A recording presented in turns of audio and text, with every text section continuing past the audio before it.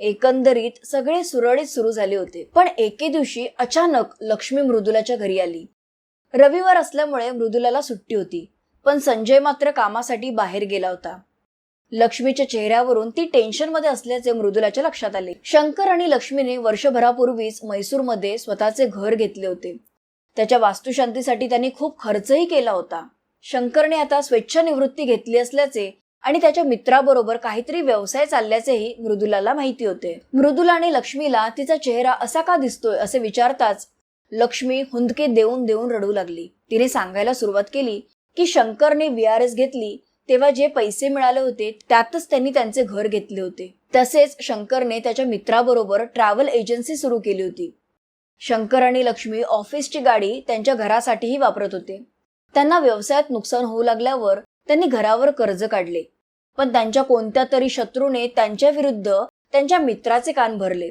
त्यामुळे त्या मित्राने ह्यांच्यावर केस केली होती. त्यामुळे आता घरही जाईल आणि बिझनेसही जाईल अशी परिस्थिती निर्माण झाली होती आणि म्हणून त्यांना 25-30 लाखांची गरज आहे असे लक्ष्मी म्हणाली. संजय घरी आल्यावर मृदुलाने लक्ष्मीची अडचण त्याला सांगितली, पण एवढ्या पैशांची मदत करणे मृदुला आणि संजयच्या कुवतीच्या बाहेर होते. तसेच त्या दोघांचा उधळा स्वभाव असल्याने ते योग्यही नव्हते.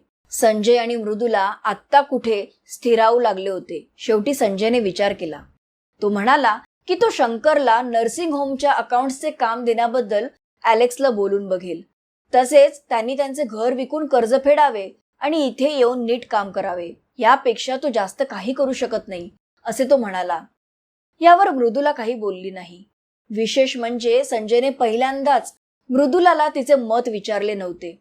तो स्वतःच निर्णय घेऊन मोकळा झाला होता. मृदुलाला काहीतरी खटकले, पण नक्की काय खटकले ते तिला कळत नव्हते. संसारात पहिल्यांदाच काहीतरी चुकीचे घडत असल्याचे तिला जाणवले. शंकरवर विश्वास ठेवणे कितपत योग्य आहे, घरच्या कुणाच्या हातात पैशांचा व्यवहार देणे योग्य ठरेल का, असे सगळे प्रश्न तिला पडू लागले. तिचे मन खिन्न झाले. संजय आणि ॲलेक्सने नर्सिंग होम काढून आता 15 वर्ष झाली होती. या काळात या कर्नाटक नर्सिंग होमने संजयला नाव आणि पैसा दोन्हीही भरपूर मिळवून दिले होते. त्याची आधीची कलिग डॉक्टर लता सुद्धा संजयचे नाव मोठे झाल्यावर त्याला लाडीगोडी लावू पाहत होती. संजयने आणि ॲलेक्सने आता अजून एक श्रीमंत वस्तीतले नर्सिंग होम विकत घेतले. त्यांचे आधीचे कर्ज संपले होते आणि संजयला सुद्धा आता प्रायव्हेट प्रॅक्टिसमध्ये चांगलेच धैर्य आले होते. आजही संजय आणि ॲलेक्सची पार्टनरशिप व्यवस्थित चालली होती. ॲलेक्सने आता गावाबाहेर टॅबलेट फॅक्टरी काढली होती, त्यामुळे त्याला नर्सिंग होमकडे लक्ष द्यायला वेळ मिळत नव्हता. शंकर आणि त्याचे कुटुंब बंगळूरला शिफ्ट झाले होते आणि भाड्याच्या घरात राहत होते. शंकरची नर्सिंग होम आणि फॅक्टरी मधली नोकरी नीट चालली होती. त्यांचा मुलगा अनिल सुद्धा आता BCom झाला होता आणि आता तोही ॲलेक्स बरोबर सेल्स डिपार्टमेंटमध्ये काम करत होता. मृदुला आणि संजय विजयनगरचे घर विकून JP नगर मधल्या एका सुंदर बंगल्यामध्ये राहायला आले होते. गरज नव्हती तरी मृदुला अजूनही शाळेत नोकरी करत होती. त्यांचा मुलगा शिशिर कॉलेजमध्ये होता आणि आई वडिलांप्रमाणेच तो सुद्धा हुशार होता, पण थोडा हट्टी सुद्धा होता. इतक्या वर्षात संजय खूप काही शिकला होता. समोरच्याचा विकनेस जाणून घेऊन त्याचा आपण कसा फायदा करून घ्यायचा हे सुद्धा त्याला आता छान जमू लागले होते. संजयने त्याच्या नर्सिंग होम मधल्या सगळ्या खोल्या पंचतारांकित ठेवल्या होत्या. त्याच्या नर्सिंग होम मध्ये डिलिव्हरी होणे ही आता एक प्रेस्टिजची गोष्ट झाली होती. त्यामुळे त्याने कितीही दर वाढवला तरीही माणसे कौतुकाने त्याच्याकडे येत होती. यातही रोख रक्कम देण्याकडे बऱ्याच जणांचा कल होता.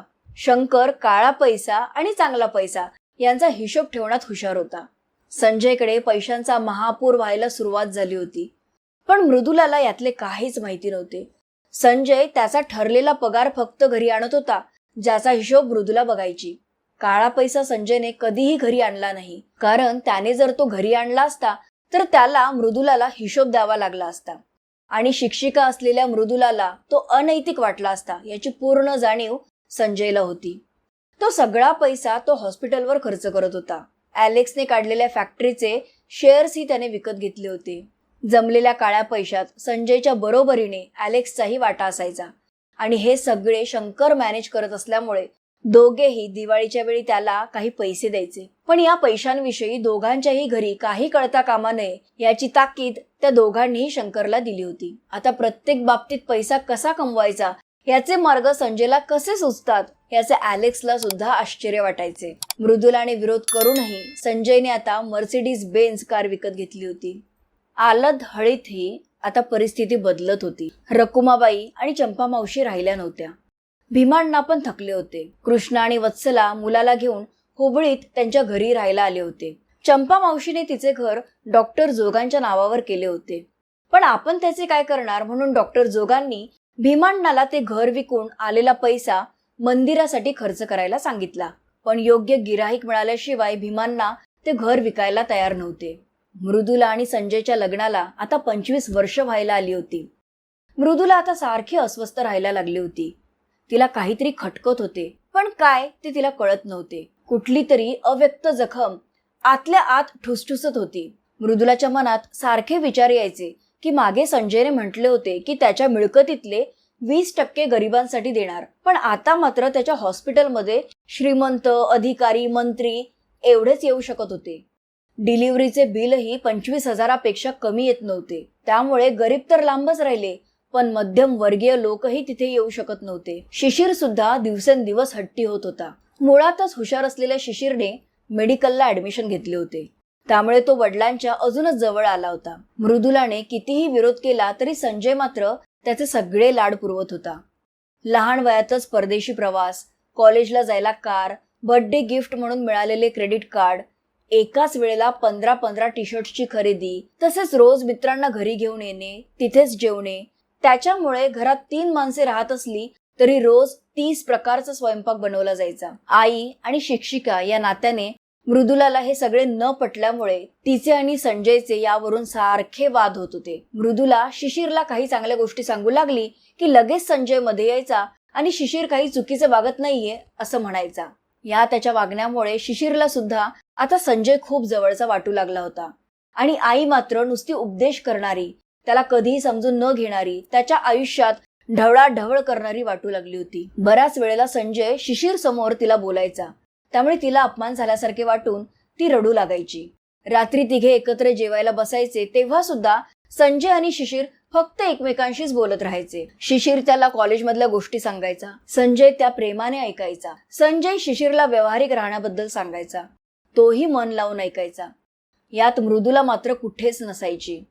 संजय कधीही तिच्या शाळेची किंवा कामाची चुकूनही चौकशी करत नव्हता, कारण त्याच्या दृष्टीने आता त्या कामाची काहीच किंमत राहिली नव्हती. तो मृदुलाला बराच वेळेला चिडवायला बोलायचा सुद्धा की तिच्या पगारापेक्षा तिचा शाळेत येण्या जाण्यासाठीचा कारचा आणि ड्रायव्हरचा खर्च जास्त आहे. ह्या त्याच्या वागण्यामुळे मृदुलाला आपण बाहेरचे असल्यासारखे वाटायचे. एकटेपणाची जाणीव तिला अस्वस्थ करायची. तिच्या घरात आता सगळ्या सोयी सुविधा होत्या. घरात 3 गाड्या होत्या. नंजा नावाचा एक ड्रायव्हर होता. चिक्की नावाची एक दिवसभराची मोलकरीण होती आणि स्वयंपाकासाठी साकम्मा होत्या. घरात काही कमी नव्हते. संजयच्या हाताखाली 10-15 डॉक्टर्स होते. पैसा भरपूर येत होता. सगळे उत्तम चालले होते. पण मृदुला मात्र अस्वस्थ होती. संजयलाही वाटायचे की आपण हिला काय कमी करतोय की ही सारखी अशी रडत असते. एवढा छान बंगला, कार, नोकरी, स्वयंपाकी, हवा तेवढा पैसा, निर्व्यसनी नवरा, अतिशय हुशार मुलगा, कुणालाही हेवा वाटेल असा संसार. पण मृदुलाला कशातच समाधान वाटत नाही. काहीतरी कारण काढून झुरत असते. संजयला तिच्या या स्वभावाचा आता कंटाळा येऊ लागला होता. संजयला त्याच्या आधीच्या आयुष्यात ज्यांनी त्याचा तिरस्कार केला होता तेच सगळे आता त्याचे नाव मोठे झाल्यामुळे त्याच्या मागे पुढे करत होते. मग त्यात त्याची क्लासमेट वसुधा असो, सरकारी नोकरीतली बॉस डॉक्टर सरोजा असो, नाही तर आधी ज्यांनी त्याला कधीच ओळख दाखवली नाही असे मेडिकल रिप्रेझेंटेटिव्ह असो. पण संजय मात्र त्यांना भाव द्यायचा नाही. त्यांनी काही मदत मागितली तर त्यांना झुलवायचा. चांगल्या औषधांसाठी पण MR कडून भरपूर पैसे मागायचा. मृदुलाला हे त्याचे वागणे अजिबात पटत नव्हते. पण ती त्याला काही बोलायला गेली की संजय तिला म्हणायचा की तिला या जगाचा अनुभव नाहीये. तिचे जग म्हणजे फक्त तिची शाळा एवढेच आहे. त्याच्याशिवाय तिला काही कळत नाही. आपल्या या बोलण्यामुळे मृदुला दुखावली जाते हे त्याच्या लक्षात येत असूनही तो तिला टोचून बोलायचा. त्याच्या मनात यायचे की ही कुठे माझा विचार करते, मग मी कशाला हिचा विचार करायचा. एकदा मृदुलाच्या कलिगने अंबुजाने तिच्या भावाच्या मुलाच्या लग्नाची पत्रिका देत तिला आग्रहाचे निमंत्रण दिले होते. मृदुला ही अंबुजाच्या भावाला ओळखत असल्याने लग्नाला गेली. लग्नाचा थाट फारच मोठा होता. लग्नाला 1000-1500 माणसे आली होती. रिसेप्शनच्या वेळी वधूवराला आशीर्वाद आणि भेट देण्यासाठी मोठी रांग लागली होती. थोडी गर्दी कमी झाल्यावर आपण गिफ्ट द्यायला जाऊ असा विचार करून मृदुला तिथेच एका कोपऱ्यात खुर्चीवर बसली. एवढ्यात रांगेत कुणीतरी ओळखीचे दिसत आहे असे तिला वाटले. त्या व्यक्तीचा चेहरा थोडा बाजूला होताच मृदुलाने ओळखले. ती लक्ष्मी होती. शंकर सुद्धा तिच्याबरोबर होता. अंगभर असलेले सोन्याचे दागिने, गळ्यातला हिऱ्यांचा हार, अंगावरची किमती रेशमी साडी.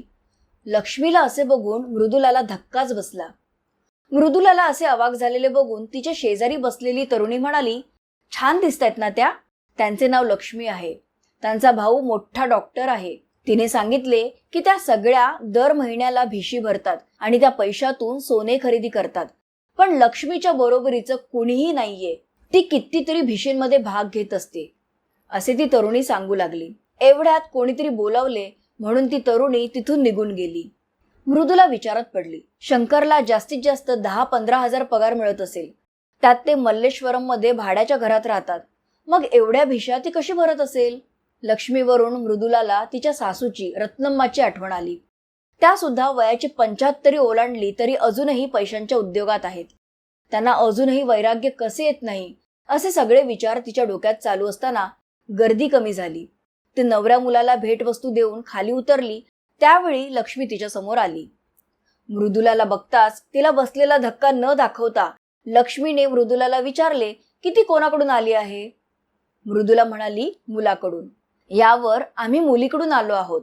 मुलीचे वडील आणि शंकर एकाच बँकेत होते, त्यामुळे आम्हाला निमंत्रण होते असे लक्ष्मी म्हणाली. पुढे मृदुलाने काहीही न विचारताच लक्ष्मी तिचे दागिने दाखवून सांगू लागली की आता मार्केटमध्ये असले नकली दागिने आले आहेत. ते खरे आहेत की खोटे हे कोणालाही समजत नाही. मला दागिन्यांची आवड आहे, पण खरे दागिने परवडत नाहीत, त्यामुळे मी हेच घालते. मृदुलाला काय खरे आणि काय खोटे काहीच समजत नव्हते. ती गोंधळली होती. मृदुला घरी आली तर रत्नम्मांचे पत्र आले होते. त्यात लिहिले होते की त्यांच्या गावात महिला कोऑपरेटिव्ह बँक सुरू करण्याचा विचार आहे आणि ती सगळ्यात जास्त अनुभवी असल्यामुळे तिलाच सगळे चेअरमन होण्यासाठी आग्रह करत आहेत. पण त्यासाठी कमीत कमी 10 लाख रुपये ठेवावे लागतील. तर तुम्ही डीडी पाठवून द्या. या वयात चेअरमन होऊन या काय करणार आहेत असा विचार येऊन मृदुलाला आश्चर्य वाटले. संजय पत्र वाचून नेहमीप्रमाणे गप्प बसला. मृदुलाने आता काय करणार असे विचारल्यावर संजय म्हणाला, आम्हाला या वयात कशाला ही जबाबदारी हवी आहे? तो म्हणाला की तो तिला सांगेल नको म्हणून. हे ऐकून आपला नवरा आपल्यासारखाच विचार करतोय म्हणून मृदुलाला बरे वाटले. नंतर मृदुलाने संजयला लग्नात लक्ष्मी भेटल्याचे सांगितले आणि नखशिखांत ती कशी सोन्याने मढली होती हेही सांगितले. मृदुलाचा अनुभव होता की संजय कधीच त्याच्या आई आणि बहिणीबद्दल ऐकून घ्यायचा नाही. याही वेळेला तो मृदुलालाच बोलला की तिने जाऊन तिचे कान तपासून घ्यावे. माझ्या बहिणीला मी चांगला ओळखतो. तिला पैशांची एवढी आशाच नाहीये. उलट इतरांचे करण्यातच तिचा पैसा जात आहे असे तो म्हणाला. हे ऐकून मृदुलाच्या डोळ्यात पाणी आले. बहीण चुकीची वागत असेल याचा संशयही घ्यायला तो तयार नव्हता. उलट मृदुलालाच बहिरी ठरवून तो मोकळा झाला होता. खरे तर मृदुलाने संजयला बराच वेळेला लक्ष्मीकडे जरा लक्ष द्या असे सांगितले होते.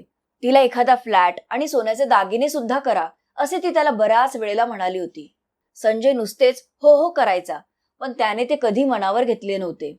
एवढेच नाही तर मृदुलाने स्वतःहून संजयला सांगून लक्ष्मीसाठी 1-2 लाखाची कार विकत घेऊन दिली होती. आपण एवढा सगळ्यांचा विचार करूनही संजय आपल्याशी असे वागतो याचे तिला वाईट वाटले. याच संजयने तिला आपण शांत निवांत जीवन देऊ, नैतिकतेने पैसे मिळवून गरिबांची सेवा करू असे बरेच काही सांगितले होते. पण आता तो यातले काहीच करत नव्हता. उलट यशाच्या शिखरावर चढल्यावर ज्या शिडीने तो वर आला होता ती शिडीच तो ढकलून देत होता. मृदुलाच्या वडिलांनी त्यांना केलेली 3 लाखांची मदत, मृदुलाने त्याला नोकरी नसताना सांभाळलेला त्याचा संसार, या सगळ्याला तो कमी लेखत होता. तो म्हणायचा की त्याच्याकडे हुशारी होती म्हणूनच तो एवढा यशस्वी झाला. त्याला कोणी मदत केली नसती तरी सुद्धा त्याने हे यश मिळवलेच असते. मृदुलाला हे सगळे ऐकून त्रास व्हायचा. पैसा आल्यावर माणूस कृतज्ञता विसरतो याचे तिला वाईट वाटायचे. तिला कांतम्माच्या सुनेच्या डिलिव्हरीच्या वेळेसची गोष्ट आठवली. कांतम्माने 1 रुपयाही न घेता जेव्हा त्यांना गरज होती तेव्हा शिशिरला सांभाळले होते. त्यांच्यामुळेच खरे तर मृदुला नोकरी करू शकली होती आणि मृदुलाच्या नोकरीमुळेच संजय सुद्धा नर्सिंग होम काढू शकला होता. त्यामुळे आता कांतम्माकडून डिलिव्हरीचे पैसे घेऊ नका असे मृदुलाने संजयला सांगितले. संजय म्हणाला, तिला जसे हवे तसेच होईल. पुढे कांतम्मांनी नातवाच्या बारशाला मृदुलाला बोलवले. तेव्हा डिलिव्हरीचे काहीच पैसे घेतले नसल्याने मृदुला एक सोन्याची अंगठी घेऊन गेली. बारसे झाल्यावर ती तिथून निघताना मुनियप्पा म्हणाले